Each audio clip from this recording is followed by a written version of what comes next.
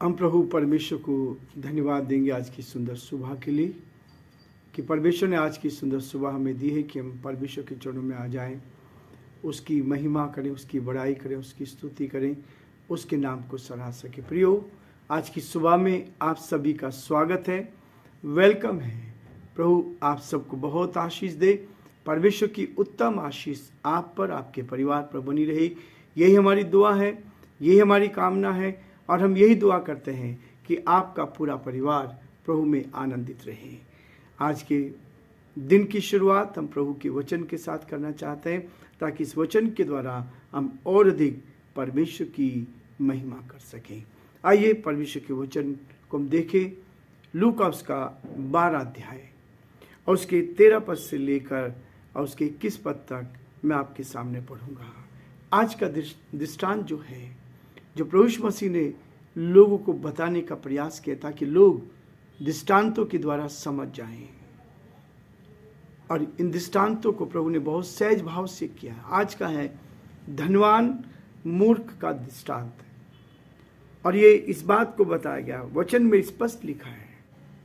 फिर भीड़ में से एक ने उससे कहा, हे गुरु, मेरे भाई से कहे कि पिता की संपत्ति मेरे साथ बांट ले। उसने उससे कहा, हे मनुष्य, किसने मुझे तुम्हारा न्याय या बांटने वाला नियुक्त किया है? और उसने उनसे कहा, चौकस रहो और हर प्रकार के लोभ से अपने आप को बचाए रखो, क्योंकि किसी का जीवन उसकी संपत्ति की बहुतायत से नहीं होता है। उसने उनसे एक दृष्टांत कहा, किसी धनवान की भूमि में बड़ी उपज हुई।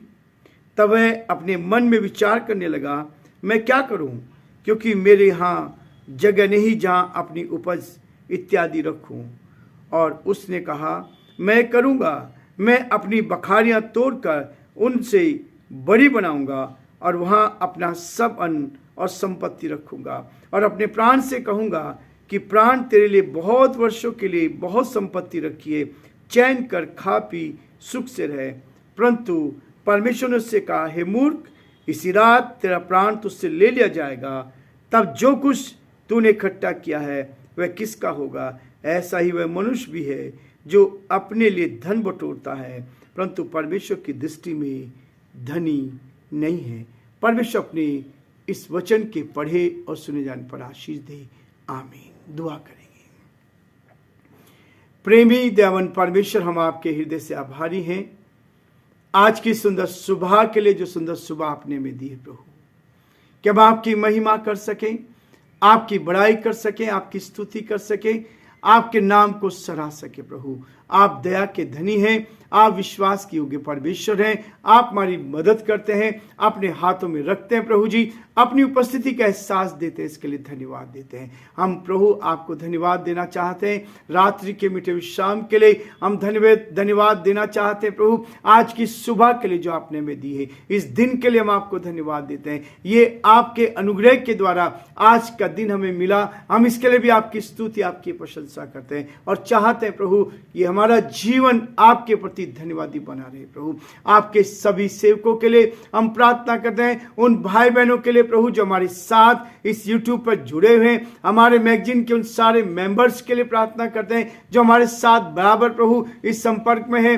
प्रार्थना करते हैं उन सब पर, उनके परिवारों पर उत्तम से उत्तम आशीष दे। यदि कोई बीमार है, परेशानी में, कठिनाई में है, आर्थिक कठिनाई से जूझ रहे हैं या किसी प्रकार की कोई भी समस्या है प्रभु, तो उन समस्याओं में आप उनके साथ साथ बने रहे, आपका हाथ उनके साथ रहे। प्रभु हम प्रार्थना करते हैं पिता परमेश्वर आपके सभी सेवकों के लिए प्रभु जी, जो जयपुर शहर में, राजस्थान में और पिता परमेश्वर पूरे हिंदुस्तान में अलग अलग स्थानों पर हैं। यदि कोई परेशानी में, कठिनाई में, सताव में है, तो प्रभु जी ऐसे समय में आप उनको ढाढ़स और हिम्मत दे, तसल्ली दे। आपका हाथ उन सबके साथ बना रहे, ताकि आपकी सुरक्षा में रहकर आपके वचन को लेकर आगे बढ़ते चले जाए और संसार में प्रभु ज्योति के रूप में चमक कर आपकी महिमा कर सके। हम प्रार्थना और विनती करते हैं पिता परमेश्वर पुलिस प्रशासन के लिए प्रभु, जो जिम्मेवारी प्रभु शांति स्थापित करने के लिए आपने उनको दी है। हम प्रार्थना करते हैं आपका हाथ उन पर बना रहे, उनके परिवारों पर बना रहे, उनके बच्चों को संभाल प्रभु। हम प्रार्थना करते हैं अच्छा ज्ञान बुद्धि दे, ताकि सब बातों में प्रभु वो जो जिम्मेवारी आपने दी उसको आपकी महिमा के लिए पूरा कर सकें। हम प्रार्थना और विनती करते हैं पिता परमेश्वर, हमारे प्रदेश राजस्थान के लिए इस पर आपकी आशीष हो। प्रार्थना करते हैं इस प्रदेश के द्वारा आपके नाम को महिमा मिले। यहाँ के मुख्यमंत्री अशोक गहलोत जी को भी आपके हाथ में सौंपते हैं और यही प्रार्थना करते हैं प्रभु, आपका हाथ प्रभु जी इस प्रदेश पर बना रहे, ताकि प्रदेश प्रभु जी आगे बढ़ता जाए। आपके दास मुख्यमंत्री सुरक्षित रहकर आपकी महिमा कर सके। हमारे देश के लिए, देश के राष्ट्रपति के लिए, प्रधानमंत्री के लिए प्रार्थना करते हैं, उन पर भी आपकी आशीष चाहते हैं। हमारी प्रार्थना है प्रभु, आपका हाथ उनके साथ बना रहे। इस डिवोशन को आपके हाथ में सौंपते हैं, इसके द्वारा आपके नाम को महिमा मिले। सारी महिमा आदर गौरव आपको देती हुई विनती को अपने प्रभु अपने धार करता यीशु मसीह के नाम से मांगते हैं, आमीन। प्रियो, एक बार फिर से आपका स्वागत, आपका धन्यवाद कि हम इस डिवोशन में जुड़े हैं और आप बराबर सहयोग कर रहे हैं, इसके लिए धन्यवाद। आप बराबर इस चैनल को शेयर कर रहे हैं, इसके लिए मैं भी आपको धन्यवाद देना चाहता हूं। आप इसको लाइक भी कर रहे हैं और मेरा विश्वास है कि आप अपने मित्रों को भी इसको भेज रहे हैं। परमेश्वर आपको आशीष देगा। आप हमारे साथ इस सेवकाई में जुड़े हुए हैं और बहुत सारे लोग इस सेवकाई में जुड़कर परमेश्वर की महिमा कर रहे हैं और उत्तम आशीष को प्राप्त कर रहे हैं। मैं आप सभी का हृदय से धन्यवाद देना चाहूँगा। आज का वचन कहता है, इस बात को कह रहा है, जो दृष्टांत है धनवान, एक ऐसा धनवान जो अपने आप में मूर्ख समझा गया, उसके पास धन संपत्ति बहुत थी, लेकिन उस संपत्ति को जो इस्तेमाल करना चाहिए था उसने इस्तेमाल नहीं किया। यहाँ लिखा है कि प्रभु मसीह जब संदेश दे रही थी, भीड़ में से एक व्यक्ति ने आकर उससे कहा, एक व्यक्ति अचानक भीड़ में से निकल कर आया और उससे कहा, हे गुरु, मेरे भाई से कहे कि पिता की संपत्ति मेरे साथ बांट दे। भाई उसको संपत्ति नहीं दे रहा था। अब देखिए कैसा होता है, ये हुआ कैसे, ये व्यक्ति को क्यों आना पड़ा, ऐसी क्या परिस्थिति थी। उस समय के जो धार्मिक अगुवे जो होते थे, यहूदियों में जो अगुवे गुरु हुआ करते थे, जो सिनेगोग के में प्रीस्ट हुआ करते थे, मंदिरों में प्रीस्ट होते थे, वो क्या करते थे, वो लोगों की समस्याओं का सुलझाते थे। उनके पास ये अधिकार था, यदि कोई भी संपत्ति का विवाद है, जमीन जायदाद की कोई भी समस्या है, तो वो क्या करते थे, वो उसको सुलझाते थे। पिता की मृत्यु के पश्चात भाइयों में पिता को संपूर्ण संपत्ति के बराबर बंटवारे के कारण कई बार परिवार में कलह और तकलीफ होती, क्लेश होता है, वो पूरा नहीं हो पाता। बहुत सी जगह आज हम देख रहे हैं, पिता की मृत्यु के बाद जो धन संपत्ति, जो जायदाद, जो जमीन दी गई थी, जो खरीदी गई थी, आज उसके ऊपर कितने लोग बंटवारे के लिए समस्या, क्लेश, परेशानी में फंसे हुए हैं, लालच में फंस जाते हैं। जिस पर मेहनत नहीं की उसको जबरदस्ती लालच से लेना चाहते हैं। लेकिन प्रियो, वचन कहता, प्रभु मसीह ने कहा, उसने उससे कहा, हे मनुष्य, किसने मुझे तुम्हारा न्यायी और बांटने वाला नियुक्त किया है। उसने सोचा एक गुरु है, ये सबकी मदद करता है, ये चंगाई देता है, बीमारियों से छुटकारा देता है, बड़े कार्य कर रहा है, इसलिए उसने कहा कि यीशु मसीह के पास भी ये अधिकार होगा। ये अधिकार है कि वो मेरे भाई से कहे कि मेरे पिता की संपत्ति को बांट दें। तब प्रभु ने कहा, 15 पद में कहता, चौकस रहो और हर प्रकार के लोभ से अपने आप को बचाए। लोभ जो है मूर्ति पूजा के बराबर। लोभ जो है, लोग को लालच जो है बुरी बला है। लालच बुरी बला है। ये लालच जो है मनुष्य को बर्बादी की ओर ले जाता है। कई बार हम समझ नहीं पाते, ये संपत्ति, ये जमीन जायदाद नहीं रह जाएगी। लोग लोभ करके, लालच करके उसको धोखे से अपने कब्जे में करना चाहते हैं और अपने आत्मिक जीवन को खो देते हैं। अपने आत्मिक जीवन को खो देते हैं और ये आत्मिक जीवन फिर से क्या होता है, नहीं मिल पाता। जिस आत्मिक जीवन की प्रभु बात करता है, प्रभु मसीह ने एक उदाहरण यहाँ पर दिया है।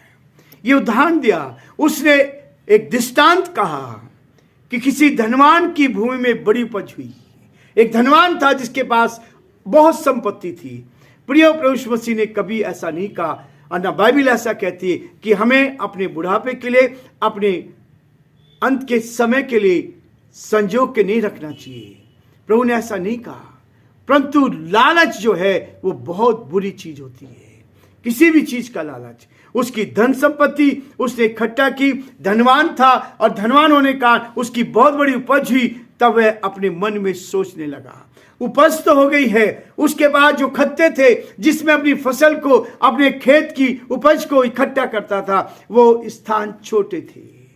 तब उसने अपने मन से कहा, अपने मन में विचार किया कि मैं क्या करूंगा, मैं विचार करूं। कई बार हम अपने मन की बात करते हैं, जहां मुझे लालच दिखाई देता है हम वो काम को करने की कोशिश करते हैं। जहां लालच है, जहां स्वार्थ है, हम उस काम में ज्यादा इंटरेस्ट लेते हैं। और तब इस व्यक्ति ने कहा, मैं क्या करूंगा, क्योंकि मेरे यहाँ जगह नहीं जहां अपनी उपज इत्यादि को रखूं। उसने उनसे कहा, मैं ये करूंगा, मैं अपनी बखारियों को तोड़कर उनमें बड़ी बनाऊंगा। जो फसल हुई है, जो ब्लेसिंग मिली है, जो आशीष मिली है, हम दूसरों को बांट सकते हैं। लेकिन उसने कहा कि अब मैं इनको इकट्ठा करूंगा, और ना केवल इकट्ठा करूंगा, परंतु वो कहता है और अपने प्राण से कहूंगा, अपने प्राण से कहूंगा कि प्राण तेरे लिए बहुत वर्षों के लिए बहुत संपत्ति रखिए, चैन कर और खा पी और सुख से रहे।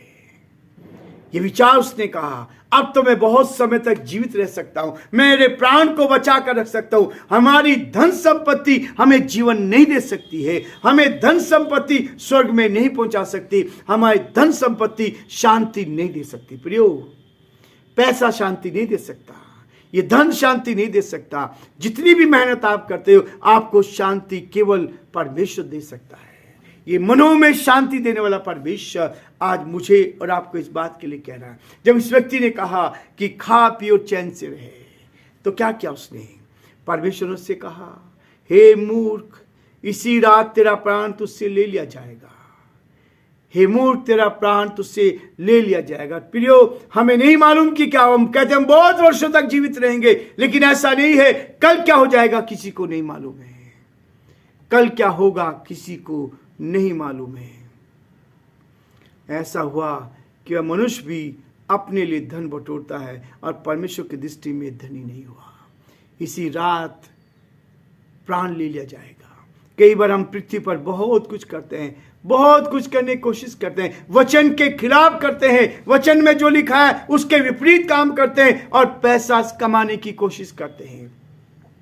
गलत लोगों का साथ देकर, गलत लोगों को प्रोत्साहन देकर और अधिक उसको गलत बना देते हैं, उस स्वर्गीय राज्य से वंचित कर देते हैं, उस स्वर्गीय राज्य से वंचित कर देते हैं। मुझे नहीं समझ आता कि क्यों परमेश्वर के लोग परमेश्वर के वचन का उल्लंघन करते हैं, जो परमेश्वर के वचन का दावा करते हैं, जो वचन को मानने का, सिखाने का दावा करते हैं और बहुत सिखाते हैं, बहुत सिखाने की कोशिश करते हैं, लेकिन अपने जीवन में कुछ नहीं लेते।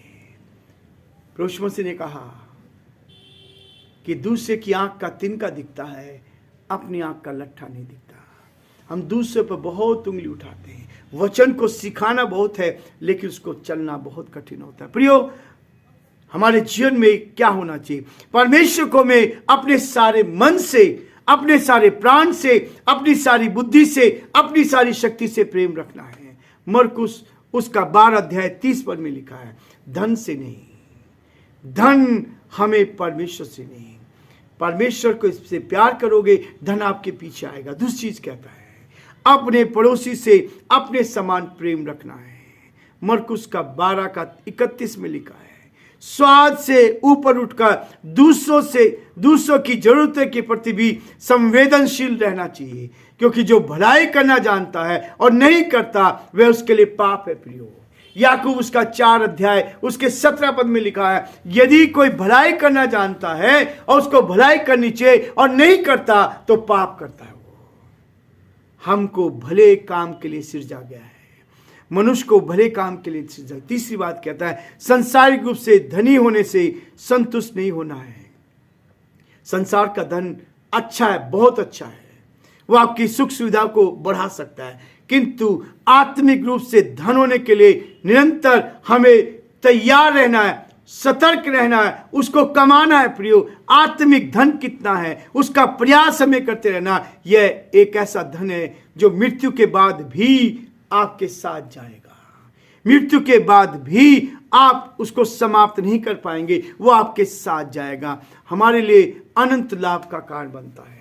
आत्मिक जीवन का उस धन को यदि आप इकट्ठा करते हैं तो क्या होगा, वो हमें आगे लेकर जाएगा। इसलिए चौथी बात कहता है, धन का उपयोग करना बुरा नहीं है। धन का उपयोग करना बुरा नहीं, परंतु उस धन का केवल अपने स्वार्थों की पूर्ति के लिए उपयोग करना या दूसरों जरूरतमंदों को कोई मदद ना करना अनुचित है। इस बात को बताया है परमेश्वर अपने लोगों को, जो विश्वास में मजबूत है, जो प्रभु के साथ चलना चाह रहे हैं, उनके साथ हमें बराबर मदद करना चाहिए, ताकि प्रभु की आशीष हम सब पर बनी रहे और हम प्रभु की महिमा कर सके। प्रभु आप सबको बहुत आशीष दे और प्रभु का हाथ आप पर बना रहे।